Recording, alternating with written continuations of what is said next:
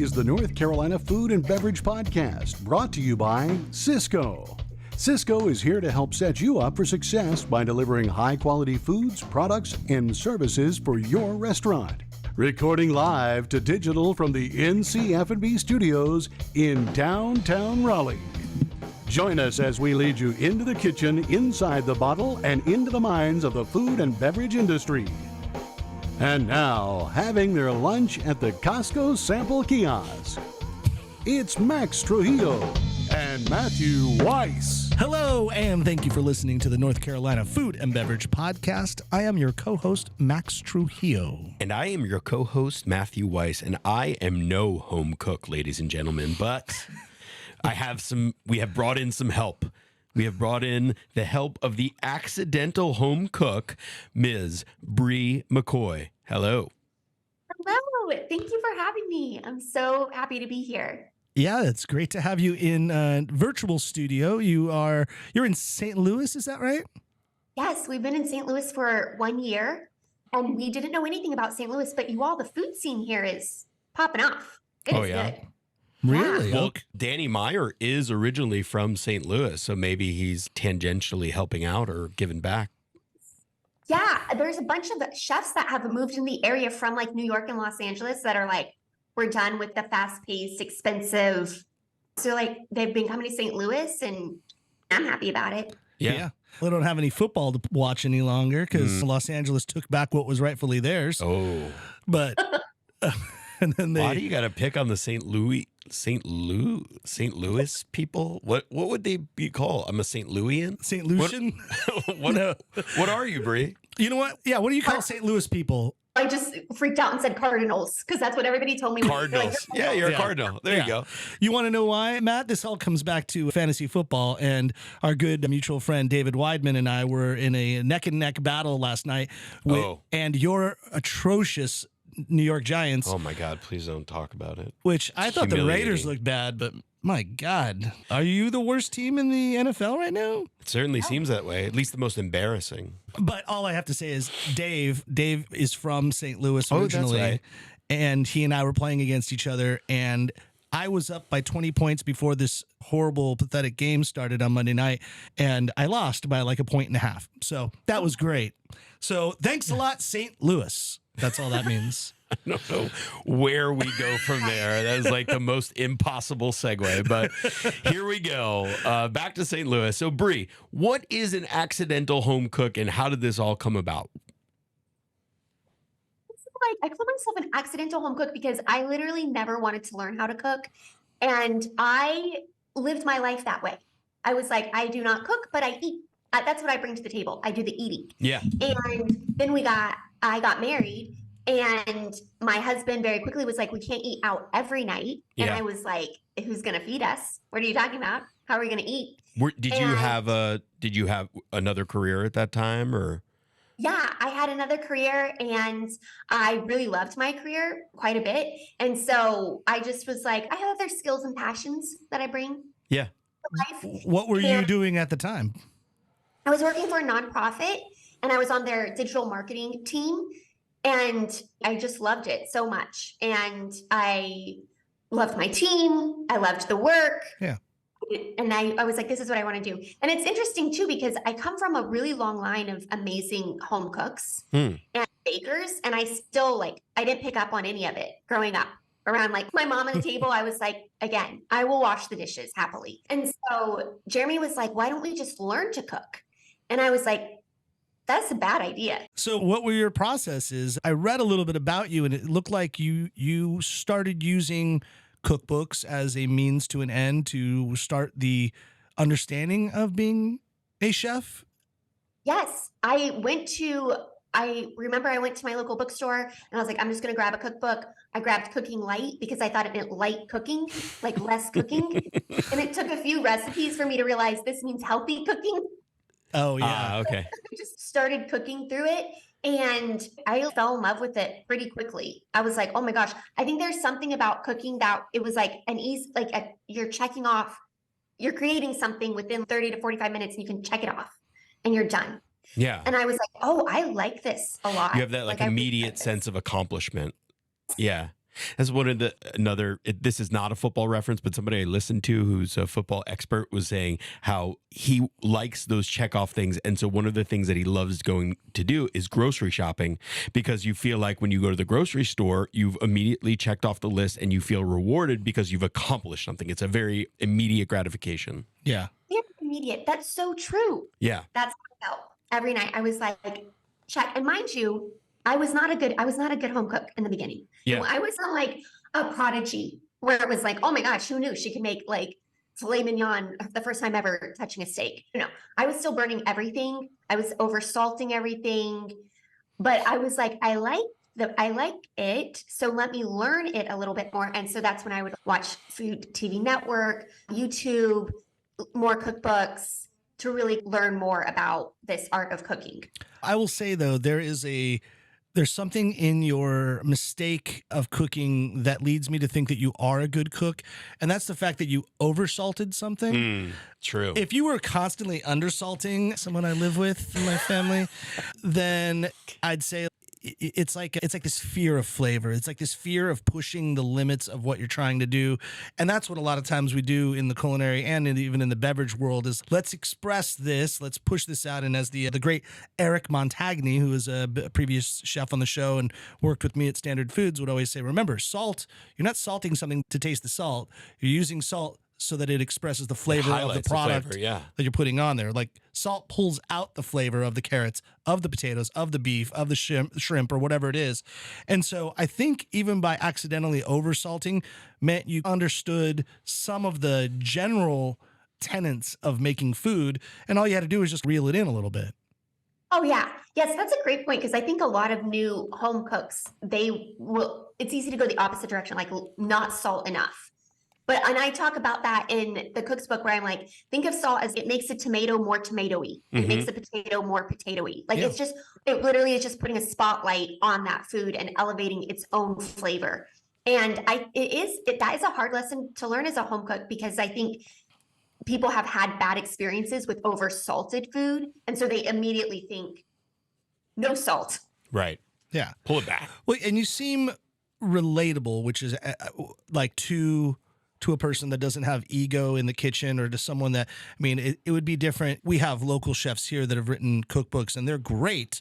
And there's nothing like, there could be certain things that are intimidating just because the chef in a kitchen has all of the tools and all the kits and has, what do you call it? Like different fryers and all, and just a fryer for that matter. Like, it's not like anyone has most people don't have a deep fryer at their house and all that, and they're doing it in a pot or whatever, and it's dangerous. But the home cook can make things that are relatable to the things that a normal person might have. And you're not coming to this perspective with, oh yes, I staged at Bulli in Spain for 4 years. And then I did a moment up in, what is it? Hyde Park or sure. Yeah, whatever. There is a humbleness to you, which I think is great. And in the relatable sense of how a book could work. But even the book title, A Cook's Book, is so clever, but it feels, if you have this, that now you're like on the inside track. Oh, okay. This is for me because I know how to cook. You took this hobby and went full into eventually writing your own cookbook. Yes, I did what everybody did back in like 2011, where it was like, I think I know how to do this thing. I'm going to start a blog. I literally was still burning all the food. But I was like, I should blog about that.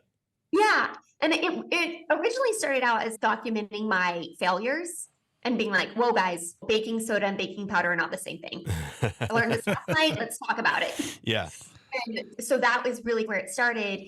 And then I just started learning so much more about food. And what was interesting to me is I watched the YouTube videos, I went through the cookbooks, and I was still like 2 years in, really feeling like I still had a lot of misses for meals. Like I still felt like I don't understand why the chicken I cooked last week was juicy and the chicken I cooked this week was burnt. I don't understand why the sauce was thick last week and it's watery this week. And I realized that I had become like a really good recipe reader, but I didn't necessarily know like the art of cooking. And so that's where I started to pivot, and that's where my blog started to pivot of, wait, there's a difference here. There's a difference between knowing how to cook and knowing how to read a recipe. Yeah. I want to hear about at what point did you decide, okay, let me pivot out of my digital marketing corporate role or nonprofit role into cooking. But before we get, that's like a lot of talk about business and branding. So I want to pause now for a quick word from our proud title sponsor, Cisco. Yeah, you mean this beautiful hat that I'm wearing, Yeah, Matt? Max is flying the flag. Look at that. You could sport it right there. So while we talk all day about cooking up to the most delicious barbecue or artisanal pizzas or craft cocktails, it's the business and the branding side of things that often determine the success of the industry. That's why Cisco, the global leader in food service, is the best resource to keep your brand strong. Cisco knows that great ingredients are only one part of your recipe for success. By understanding your unique needs, they can offer you powerful solutions to run every aspect of your business. How? The Cisco team has a team of experts that do in-depth consultations covering everything from profit and loss statements to keeping your menu on trend. Whether you're looking for training materials or food cost advantages or service ideas, Cisco has the expertise to fit your needs. Visit Sysco.com. That's SYSCO.com to learn more about all the great ways Cisco can boost your restaurant or your home cook business. Cisco, at the heart of food and service and cool snapback trucker hats. That's right. All right, let's take a quick break to talk to our friend Lane over at Carborough Coffee Roasters. Lane, are you on the dial? I am on the dial. How y'all doing today? We're doing great. We're just having a nice virtual conversation. We're so technologically advanced right now. I know. We're like in St. Louis and in Raleigh and in Carborough. And now we're talking about coffee that is from where? So to pay homage to Brie, a women-owned business, I pulled Edith Meza, which is one of our coffee partners from Peru. What we're drinking now is a honey ketuai. Her farm is Finca Testa. What I really like about her coffee is it's very gentle. It has really gentle melanicity. It has a really gentle apricot sweetness, and it is a honey process. The kind of the characteristics of honey processed coffees is it's really long and sweet on the tongue. Tastes like some wild honey on the tongue or long after you have swallowed it. We love this coffee, and we love working with Edith. Since we started working with her, she's been able to distribute her coffee internationally. She started her own roastery in Satipo, Peru. She has a coffee shop in Peru, and it's really about paying it forward and supporting women throughout the entire value chain of coffee. Super proud to be able to support her and drink her coffee because it's fantastic. That's delicious. And what a great story. That's awesome. Thanks. This was great. Yeah. For everybody out there, go to CarboroughCoffeeRoasters.com. I love doing the mailing list idea and getting that coffee just delivered to your door. Set it and forget it. Set it, forget it. Get these delicious coffees. It's the way to go. We appreciate you, Lane. You have a good one. Absolutely. Thank you so much. Take care. Okay, Brie, we were getting there. You learned, okay, this is the art of cooking you mentioned, and there was a difference. And at what point did you pivot and say, okay, I can do this for a living as opposed to keeping my day job? That was wild, because what happened is in my nonprofit, because I was in the digital space and the blogging space, I was being exposed to other bloggers. And I would go to these blog conferences, meet up with them, talk with them. And I myself was starting to get exposure in that blog world. And so I had a few agents approach me. They did some research on me and they're like, oh, she has a blog. And it felt like a side hobby. It was a side hobby. I was pouring my heart and soul into the work that I was doing with this nonprofit. And I was really taken back when I was approached, and they were wanting to represent me. They were wanting me to write a book. And I was like, okay, I'll do that. And I really thought that I would stay with the nonprofit and write the book and see what happened with my first book, because it seemed wild to like strike out on my own. I was like, I like my job. This wasn't a case of I would need to get out of the job. I don't like the 9 to 5. I loved it. Yeah. And so I was going to just see how the first book did, but everyone advised me, put all your eggs in this basket. So I ended up leaving the nonprofit before writing the book, or in the midst of writing the book. And I wrote that book, and I nobody knew who I was. I really was nobody. I think I had 1,000 Instagram followers. And but it resonated. Well, and what so about then I was your like, what about your blog though? Were you picking up a lot of viewers or readers to the blog? yes, I was getting a lot of, I really started my blog through with a concentration in SEO because I was working for a digital marketing team. I understood that. So Yeah. mostly my blog was getting traffic because people were searching, what do I do if I don't have baking powder?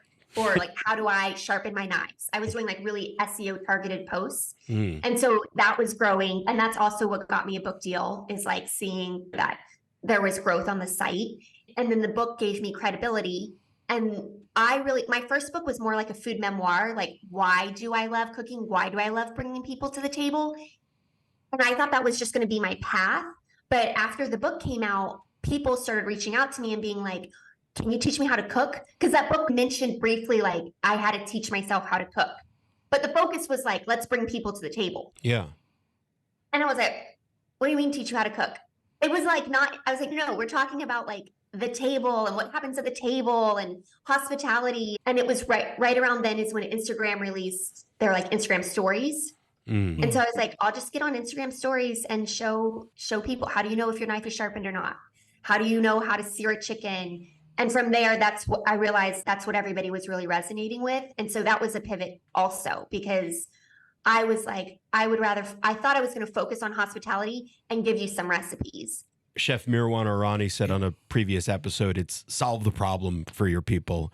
And you're solving a problem because, yeah, I know get to the table, but before I get to the table, I need to know how to cook the food.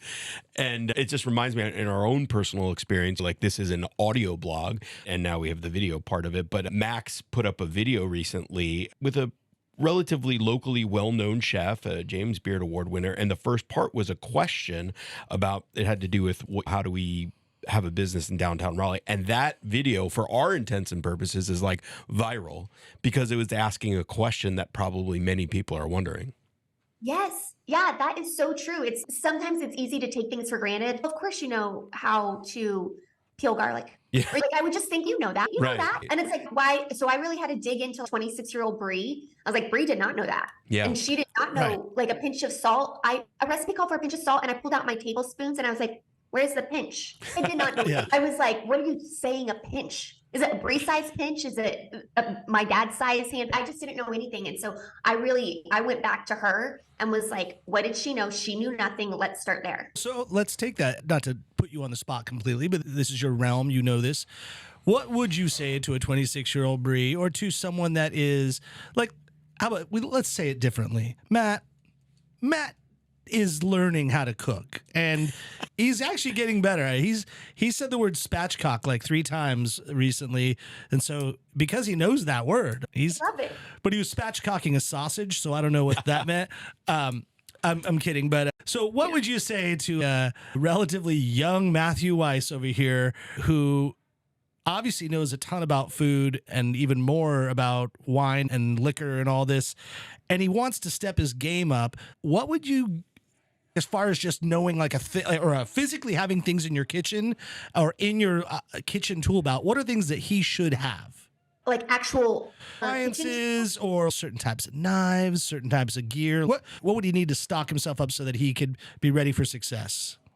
I love this question because I feel like, going back to 26-year-old Brie, I thought I needed literally every kitchen item. Every cookbook had a big catalog. You need these sheet pans, you need these mixing bowls, I bought so many appliances that I ended up never using. So the first time, and I talk about this in the book a little bit, but I give a list of what I think is essential and then secondary and then maybe fun to have. Yeah. But I first say, what do you find yourself like using a lot? Because I use my Instant Pot a lot, but you might not. Like you might be like, I never want to use my Instant Pot. But starting with the essentials, I always say high quality chef's or Santoku knife. Yes. You all, I did not get a high quality knife for so long because I thought a sharp knife was dangerous. And it took a while for me till someone was like, a dull knife is dangerous. What are you talking about? Yeah. Yeah. It's just a sharp knife. Bounce off that very food. quickly dangerous. Sadly, I know that way Let's too talk much. about knives and Max. Yeah. Yeah, I'm not good with a knife. The knife is and then I always point people like, find your favorite everyday pan. And I go through like the different pans because some people, their favorite everyday pan is a nonstick pan. And Yeah. I'm like, perfect. You don't have to change that. Learn your pan. That is your everyday pan. Mine is my La Crusade Razor, Okay. which is enameled cast iron, and there's a learning curve with it. But I just identified like, this is my everyday pan. I'm going to learn this pan, and I are going to be besties. Wait, do you And- wash your enamel cast iron pan? Yes. You do. Oh, yeah. But I thought you're not supposed to wash them. Like you're just supposed to like hand wash them. you hand wash them. Yeah. Yeah, I But thought you meant like just in general. No, but like with soap or with like a like what do you use to wash it? So I use soap and like a non-scratch sponge and water. Yeah. And the best way to keep your pan clean, because every time I do a video with this pan, people are like, how is it so clean? And it's because I deglaze when I cook. The cleanup is very minimal. It's just like soapy water, clean it. Mm-hmm. And what do you use to deglaze? You just pour some wine in there or what? Oh yeah. It's almost always wine. But I always tell people like you can use chicken stock or water. Mm-hmm. Dr. But- Pepper. Dr. Pepper. Dr. Pepper is an amazing thing to deglaze with. I'm not kidding. Use it. I've never tried that. But doesn't it season your pan in some way? Doesn't the wine season your pan? Yeah, but I want the wine seasoning. I don't But want. I'm I don't telling know you, if I want Dr. Pepper That seasoning in Dr. my Pepper pan. and its 23 ingredients, one of which Yeah. being prunes. That's like the active ingredient in Dr. Pepper is prune juice. But Is it's that why you always actually- run to the bathroom after you have a Dr. Pepper? Yeah. Oh my God, Matt, hold on. This moment brought to you by Dad's birthday gift I just got over the weekend. It was my 16th anniversary of my 30th birthday. And it also was, I received a gift this weekend. Now, granted, I asked for it, but I realized this is the gift that's going to give to my entire family, especially 3 women in this household and me. And that was a bidet. Wow. Did you install it? Oh, I installed it, and I was irritable because I watched the Raiders get their butts kicked, and I'm like just bumming. But I went in there and installed it, and I could not get it like connected right, and its water's dripping everywhere, and I'm like, oh my God. And eventually I stepped up, cleared my head, I walked around, went down the stairs, came back up, Grabbed a Dr. Pepper. got a Dr. Pepper, deglazed myself, and then rehooked it up, and it was great. And then, of course, my youngest, I was like, Charlotte, you want to be the first one? She's like, I'm nervous. I'm like, yeah, well, I'll give you some privacy. Here you go. And then she comes out like 5 minutes later. She's like, yeah, it is. Whoa. Next level. Yeah. There you go. Now we have not only cooking appliances you need, but your bathroom appliances you need. So thank you very much, Yeah. Max. Hey, everybody. Yeah. I'll add one thing else to the aspiring cook that I think gets overlooked and shouldn't, because every chef that I know is like, you can't even get started without it, are stainless steel mixing bowls. Just Ooh, yes. good mixing bowls. And you can get the set that has like the nesting eggs, or there's Yeah. like a bigger one or little ones inside of the other. You get one of those, get the one like maybe 5 bowls that all fit into each other. Use that for every sauce, like your sauce, you're mixing salads, you're tossing it in a sauce like with wings or with anything. Like you do it because then it allows you to be messy in a controlled environment. And that way you can really like get all the flavor onto all the stuff you're doing without causing a big kitchen mess. Oh, I love my mixing bowls. And they're the metal ones. That's the other thing, is not everything has to be like fancy. Yeah. Or look so great. Is those metal ones are so cheap and indestructible. Yeah, they're perfect. Yeah. I also really like my bench scraper. Did you They're say tiny hands. Wait, what? The bench scraper. You know a bench scraper? Binge scraper. Binge scraper? No, bench. Like a bench. Like a bench scraper. All I hear is bitch. A bitch scraper. Oh, that's interesting tool. I don't. Is this a St. Louis accent thing? Are you saying I do have a little bit of an accent, but like BENCH. Bench scraper. like you sit on a bench, like Oh, the yeah, bench dugout scraper. Okay. bench? Okay.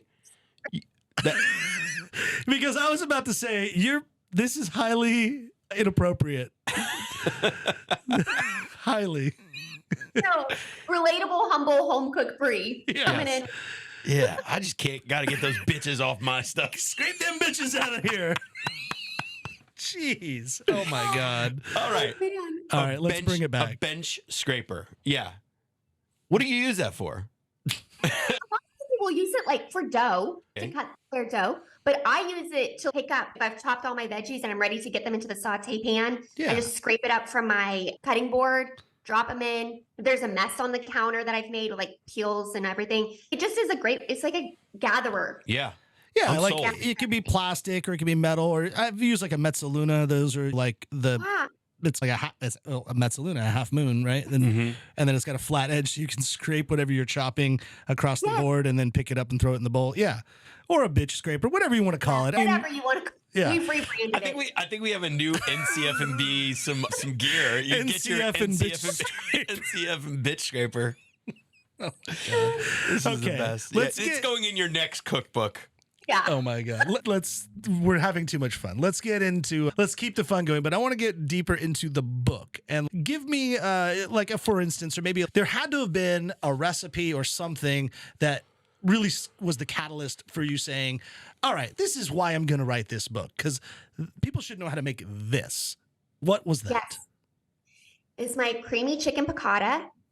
And the reason is because there were so many techniques that happen in that recipe, like cooking chicken in a pan without it sticking and cooking it so it's juicy. There's deglazing, there's thickening a sauce, there's working with like acid and cream. And I remember when I first successfully created a creamy chicken piccata dish, I felt like I had arrived. I was like, oh my gosh, so much just happened. And I actually, before I wrote the book, I created a masterclass, an online masterclass during the pandemic. And that is the last recipe we make, because we learn a technique, we make a recipe, and then we learn a technique that builds on the technique, and we make a recipe that incorporates both those techniques. And so the end is the chicken piccata. It's like, we've learned deglazing, we've learned chopping, we've learned searing chicken. Yeah. It's a good fundamental recipe because you're learning all the major techniques that you'll use in other things as you go. Yes. I was like, yeah, if you can make this, like all of the skills that you learned from this one recipe will serve you in all other recipes that you create.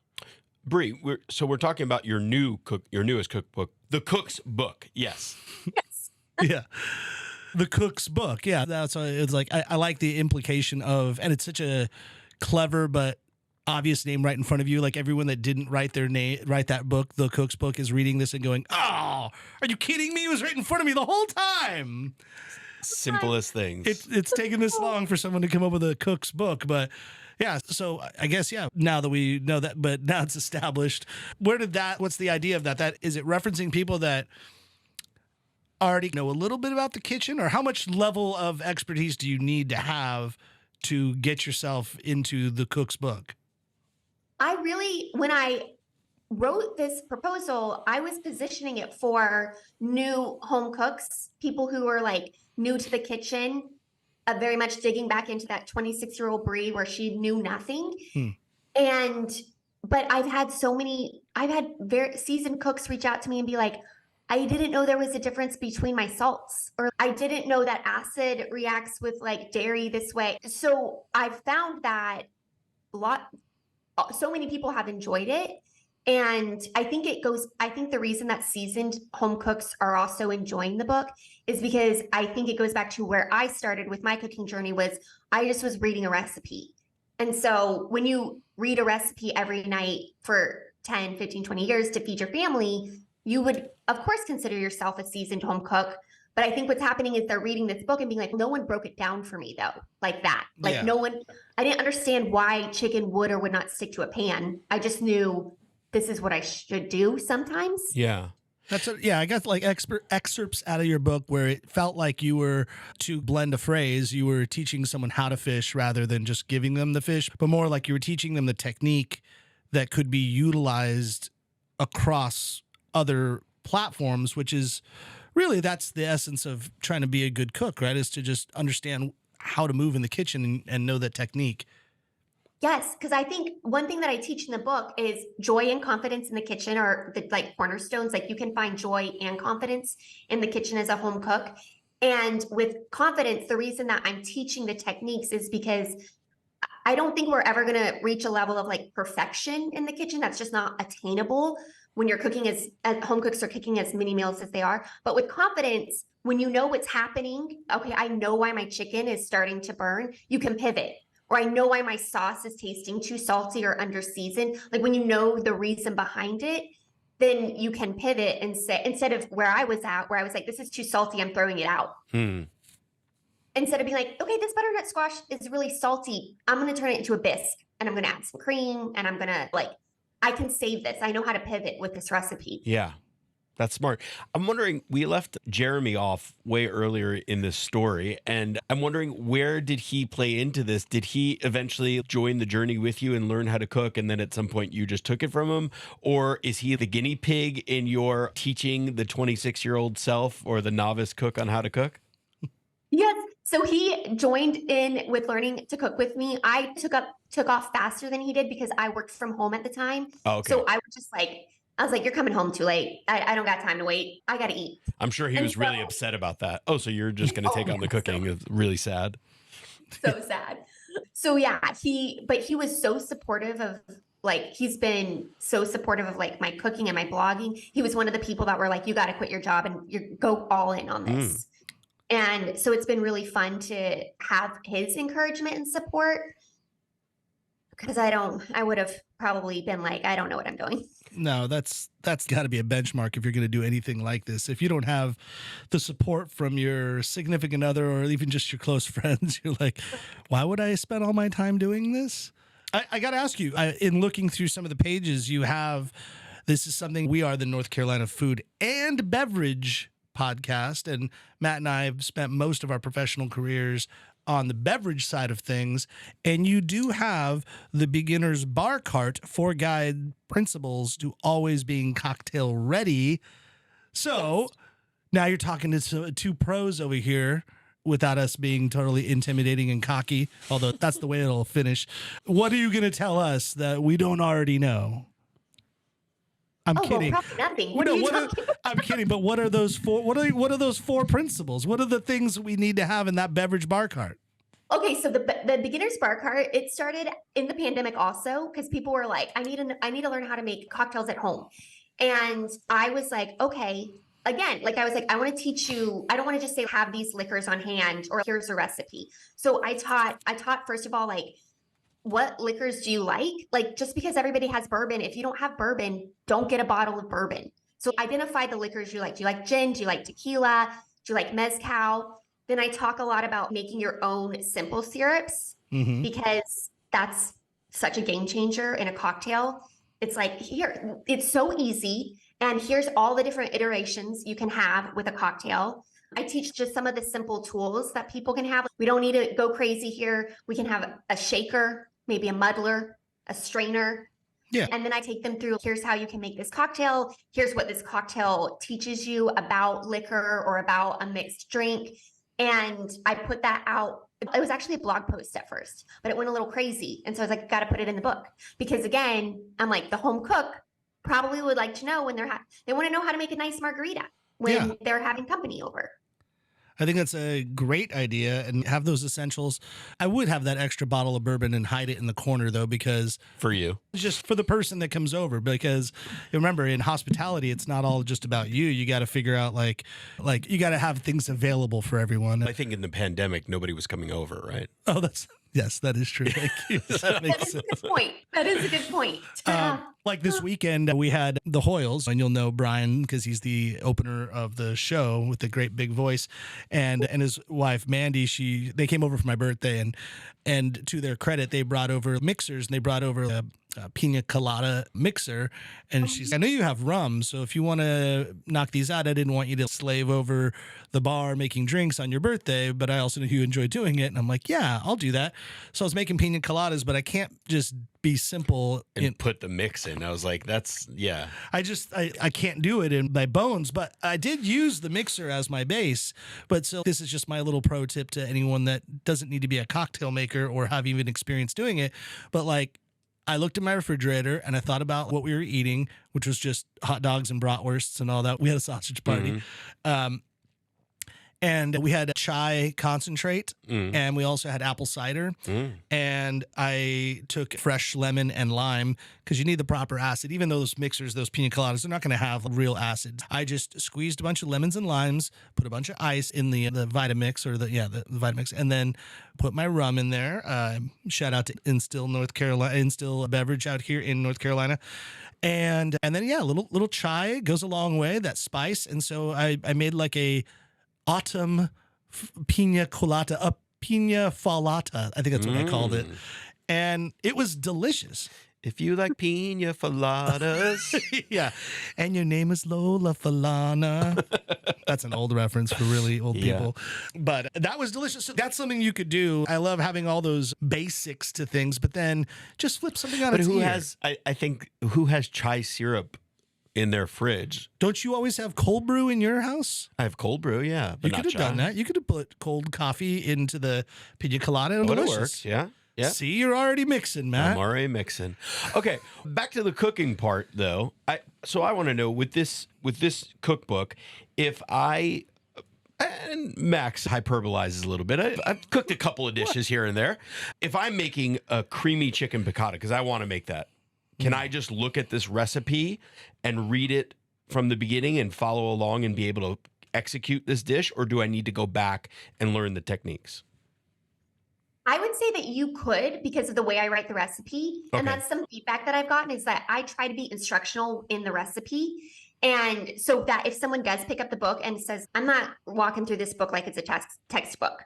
I just want to make the ribs. I just want to make I wrote the recipe so that they would be more like, this is like how we do this, or this is why we do this. And so I do think you could just pick up the book and pick a recipe and make it. Yeah. How did you get the writing background? I know we're in the digital marketing space, so that gives you a little bit of a background, but were you a writer? Were you an English major? I was not a writer, although when I started working at this when I was in the team for digital marketing, they were like, you're a writer. And because I liked writing, I really liked writing. And I did submit samples of my writing when I applied for the job. And so I think I just loved writing but I didn't have a background in it, but I learned so much on that team because web copy and digital copy is so different from just like poetry or journaling so I think I had a love for writing. I love reading. And if you're a reader, you're a writer in a way. And then adding that like digital web copy background language to it. That's where it was. And then also like reading recipes and being confused, like why did they say it like this, or why didn't they order it like this? And so I brought that. And you having a problem and wishing that, I wish they wrote the recipe this way so I could then execute it, and then you understand that and then parlay that into your own writing. Yes. And I had a lot of recipe testers that went through the recipes, and I was like, tell me, is there something in here that you were like, I didn't know what this was, or I didn't know why this was in here, or I don't understand. You're going to have to, what is emulsified? Yeah. By the way, that is one of the coolest jobs to have. And recipe tester. Yeah. So you won't know this, Brie, but my wife is a phenomenal photographer and has actually shot 3, maybe 4 cookbooks now. So she's been on set in a professional setting she has, a lot of times it's not even the cookbook author that's making the dishes. It's most of the time it's recipe testers, because that's the whole point, is like you have to be able to convey this message to someone else, and you have to have the third party person make the food and put it out there. And most of these, at least the ones that we've encountered of recipe testers, are like really good cooks in general and could probably run a kitchen in general, run a restaurant, but that's like their side hustle or something else they want to do, and they'll throw it down. But yeah, if it's not written, and like they can't interpret, because the idea is that this recipe tester might say, I see what they said there, but what they meant was this. So no, they have to do it exactly the way it was written so that you can give proper feedback and say, did you really want 4 ounces of salt in that particular dish? But that must have been an interesting and knowledgeable part of becoming a better cookbook writer, right? Getting the feedback from these pro cooks. Oh yeah, that was so helpful. And I did throw in some like new cooks, because I wanted to know, like, someone who's just, again, like not comfortable with a recipe, like I wanted to know, like, how are you interpreting this ingredient list, these instructions? And I learned so much from it. Where do you fall on if I'm brand new to cooking, and I can go get a cookbook, Or I can do these services, right? The Blue Aprons of the world, and like they send you a prepped meal, but then you actually have to cook it. What do you think about that versus just like getting a cookbook and digging in? One of the principles I talk about in the book is I think wins build confidence. So start small, get a bunch of small wins. Because if you're getting a lot of wins in the kitchen, then you're going to feel more wanting to explore, wanting to branch out. And so I actually did start with like Blue Apron, I think it was. I had gotten a few of those and I loved it because everything was pre-portioned. I wasn't throwing out like a lot of basil at the end of the night or at the end of the week that went brown. And I just felt like I had this win. Like I was like everything. And it was simple. It was easy. I don't do that anymore because now I love cooking and I want to cook what I want to cook. But if people are looking to I just need to have I need to have a few wins. Yeah. I need to feel like I know I can bring a delicious meal together. I think something like that is it's like a gateway drug. Yes. I'll do the pre-chopped, pre-prepped. Like for instance, I bought a box of pre-chopped sweet potatoes yesterday. What? I mean, Max, it's so off-brand for you. No, because I was Mr. Mom. Felicia released her company, the Lotus Room, last night. So it was just me. I was getting the girls from after school care, tennis practice. By the way, that term, Mr. Mom, is outdated. super outdated. I know. Yeah, that's it. Yeah. You're just dad. I'm just dad. Single parenting. Doing what a dad should be doing. You hear that, everybody? But anyhow, in doing that, I thought I also, simultaneous to being dad, which was also cooking, I had watched all of the Blue Zone, the 100 Years to Life Blue Zone episodes on Netflix. Are you familiar? This is, some people are shaking their heads. Yes, I know, who are driving, but no one in this room or on this call is doing that.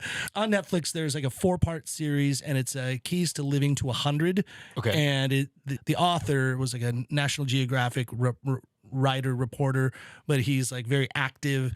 And he noted that there was another scientist that noted there were, maybe it's 7, and forgive me anyone that's watched it, but there are multiple blue zones all over the world, and they're not all in the same place. They're all around the world. Somewhere like in Central America, somewhere in the Far East, Africa, the Mediterranean, and in the United States too, where people are living longer there than any other place in the world. And they were trying to get to the bottom of it and say, what are these things? Like, why are we living this way? And a lot of it is no shit type of things, like eat right and walk and get out there and don't drink alcohol. But actually, like when they were outside of Greece on this isolated island that had nothing from anyone else, they were firm believers of drinking wine. Like a little bit though, in moderation. That's not what it seemed like to these old bastards. These what do they call a centenarian, whatever, 100. Somebody is 100 years old. Yeah, they were like, we drink wine every day. And then there was like in Loma Linda, California, they were around a bunch of Seventh-day Adventists, religious people, but they like take over this one town, and all of them are about, that's kind of part of the religion, is to be healthy and active in community, but also don't eat meat, have a meatless diet, and then no alcohol. Okay, so how did this get to you buying pre-cut sweet potatoes? Apparently, sweet potatoes are they're a superfood. But like it was something across the board. Like they were in Japan and it was the purple potatoes, and then it was like anywhere you could find a sweet potato or something in its parallel was like significant. It was both that and it was beans, legumes were like the two major things that every one of those blue zone areas were eating mostly in their diet. And so a lot of the Mediterranean still ate a lot of meat and fish and things like that, but it was no GMOs and everything. But I would say it's the superfood type of things that, like the sweet potatoes and the beans that really were helping. So I just was like, I want to make these sweet potatoes, but I don't want to peel these sweet potatoes and chop them and soak them and do all this stuff. Ugh. Yeah, it's a pain in the ass. So in that scenario, because we get home from tennis and it's 6:30, and these girls have to do homework, and then, we got to get to bed by 9:30 or so. So you got a tight window. So it's like, as soon as you get home, girls, homework, and I'll cook this dinner, but this dinner's got to be done in 30 minutes or less. So in that scenario, that's where use those cheats. Use that cheat code and still have the raw, fresh ingredient, but let someone else do the prep. Oh, yeah.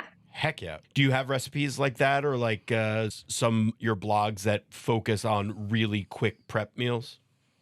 Oh yeah, I have. There's one recipe in the book that's called "Get Me Out of Takeout Mode Roast," and it's always what I make when I'm like, we have fallen down the takeout hole. Like I was like, what do we got to do? And so I have some of those recipes in there. I have a section called Home Cookish where we're taking all of the all the backstreet, whatever. We're not cooking very long, but it's home cookish because it was made in your kitchen, but maybe it was we purchased like the chopped up sweet potatoes already. Yeah. Or we purchased a sauce already to marinate the thing. So yes, I think that's very important with home cooking because home cooking is like, it's a lot. It's every day, feeding people every day. It's a lot. Yeah. I also like to do another like a tip, but it's like if you get takeout from someplace one night, like we had Indian takeout and we had all the creamy mustard or a yogurt. And then we also had a bunch of sauces that they'll throw a bunch of extra, but the good sauces, not the ones in the ketchup. Sarah Weiss would throw them out, but yeah, but these are the ones they make in house, but they just put them in all the ramekins and all. I save all those, and then the next day or two, I take those metal mixing bowls out that I have, and whatever vegetables, some broccoli or so, I'll take some of those sauces and throw them in, or like a chili verde or something from like the Mexican restaurant that you may get, and I'll utilize all their sauces in like tomorrow or 2 days later's dinner, and that's another way to just like steal a little from someone else, but add to it, and it's perfect. I love that. I have a deep love of sauces, and I have a whole section on sauces in the book because I feel like sauces are a home cook's secret weapon. Like they can come together so fast, and usually you have the ingredients on hand, or even like the sauces that come from restaurants, and you're just like, I'm just gonna grill this now, or I'm just gonna marinate this now, or I'm just gonna add this to a salad, and I feel like a sauce can take a regular everyday home cooked meal and give it a little glow up. Oh yeah. All right, Bree, before we get out of here, 2 questions, and then you got to give us like where we find you and all those things. The 2 questions could actually be answered with one though. What's your favorite dish to cook at home, and what is Jeremy's favorite dish for you to cook at home? Okay, yes, this will be 2. Okay. The first one is risotto. I love cooking risotto at home. I put on my favorite music. I pour a glass of wine. I like it is like a whole mood experience for me. In it to win it, I'm going to be stirring the butter, like roasting the mushrooms. I love it so much. I love it so much. What type of rice do you use in your risotto? The Oreo. Okay. Yeah, the arborio rice. And then everything else is a lot of cheese, a lot of cream, white wine, any vegetables that I have, asparagus, mushrooms.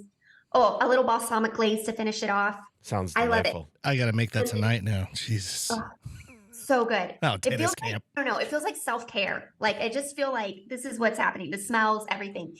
And then, but Jeremy loves, and I do like making this, but he loves this dish. I call them tipsy braised short ribs because they cook in a whole bottle of wine. Oh. Ooh, okay. Oh, they're so good. They're meaty. They fall off the bone. And then I make these mascarpone mashed potatoes to put them on top of, drizzle the juice over. Are those recipes in the book? Yes.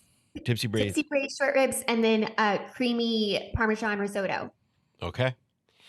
I'm a little upset that you're all the way out there in St. Louis. Yeah. And that you haven't invited us over for a dinner party. No, when I'm in North Carolina next time. Yeah. Or we'll just show up. We'll just show up. We'll just knock on your door. Sounds like there's some good reasons to go to St. Louis. Yeah. We'll do a where do we eat, and it'll just be at Bree's house. There you Where did you all go? Bree's house. With the beverage bar cart and everything. Bree, how do we find you? How do we get your books? How do we follow you? Yes.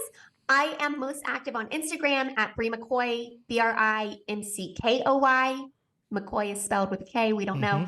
And then my website is breemccoy.com. And from there, you can find how to buy the book, which is available at most retailers. And yeah, those are the 2 places I'm most active. Cool. That's excellent. Thank you so much. It was a pleasure talking to somebody outside of the state for just a breath of fresh air. And this is like the idea. Like you shop at a different restaurant every now, or a different grocery store. It's applicable. We have a lot of home cooks, a lot of people with nice kitchens, and especially in the major cities of North Carolina, or all over North Carolina. So yeah. This tracks. Yes. So Thanks great. for having me. Yeah, so great to meet you, Bree. So for those of you out there, please go follow Bree McCoy and get yourself a copy of the Cook's book. You will eat and drink extremely merrily. Thanks for listening to the NCF&B podcast. And if you've stuck with us this long, review us on iTunes and remember, 5 stars are encouraged.